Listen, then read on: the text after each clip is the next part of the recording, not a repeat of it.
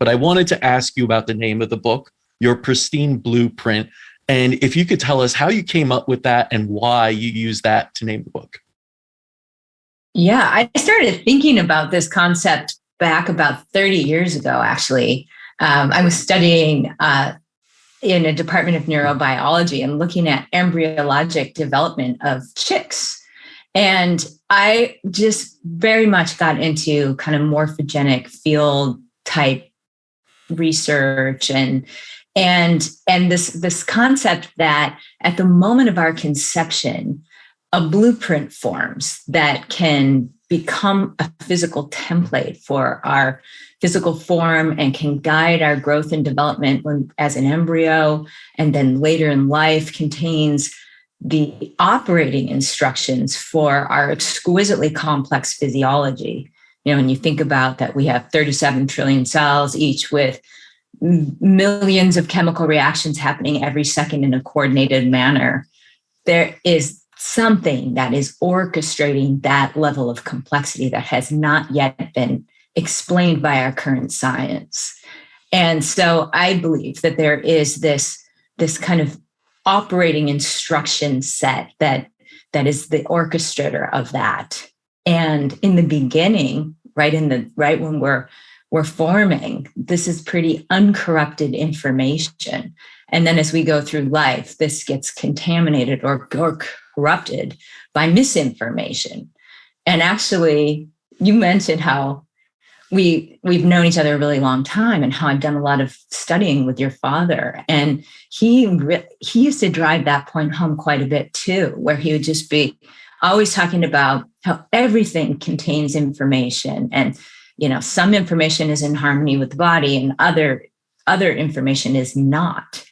And so misinformation progressively begins to guide our physiology as we go through life. And what I think the technologies and medicine of the future really needs to be is ways to transmute that misinformation so that the appropriate information is guiding our physiology.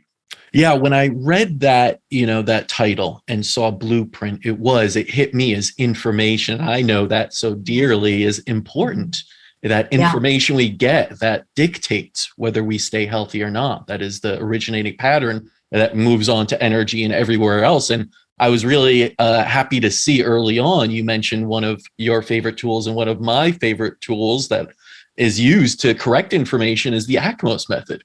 And can you go into that? Because I know it's something that so many people don't know about, but you're right. It's all about information and energy. So how do you use ACMOS, and what has it done in your practice?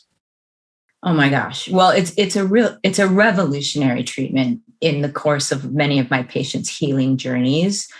And it's dealing with the level of information. So I'll just back up and say, every single thing in life has an information signature associated with it. When you have, let's say, an atom and you have electrons spinning around the nucleus of that atom, they're doing that in a particular geometry, and they have an electromagnetic field associated with it. So that information field is what makes that atom that atom. And then a molecule is going to have a bigger field. A microorganism is going to have a field. A toxin is going to have a field. Every single thing, including collectively kind of the neurotransmitters and emotion and hormones associated with a particular emotional state, that has a field. And some information fields are beneficial for our physiology and some are not. Some are going to enhance our health and some are going to throw it off.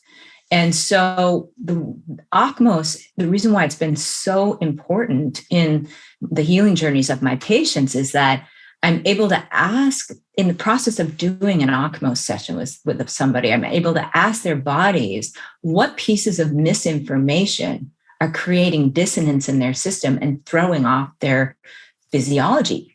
Basically, what pieces of misinformation are obscuring the appropriate information. And so then through the process of OCMOS, I'm able to identify that, draw the information signatures out of the body, and restore the proper balance and flow of energy through the correct information. And so you're asking, you're identifying, you're removing, you're rebalancing, then you're asking again, pulling, identifying, pulling something out. And you're just doing this progressively over an hour period, let's say, for an OCMOS treatment. And sometimes it is the turning point for people, because like you can work so hard to, let's say someone comes in with Lyme or multi-infectious disease, and you can treat those things physically with whatever modalities you're using, but the information signatures of those pathogens may still reverberate in the system and still cause almost as much harm as the organisms themselves. So until you go in there, identify those signatures and draw them out of the body, the person still suffers. Right. And it's really interesting because most of modern medicine really only deals with the physical. And when you don't look at the information that's being input into the body or is there, and don't address that, it doesn't matter what you do on the physical. And we get this because right now we're speaking over computers. And we know the computers get viruses. They have misinformation, right? Corrupted computers can't work because of only information. It's rarely even the hardware on it. That's easy swap. That's like what conventional medicine looks at, is the hardware. Let's give you a new upgrade on the RAM or something. Meanwhile, if there's still the wrong information there, it's never going to correct itself.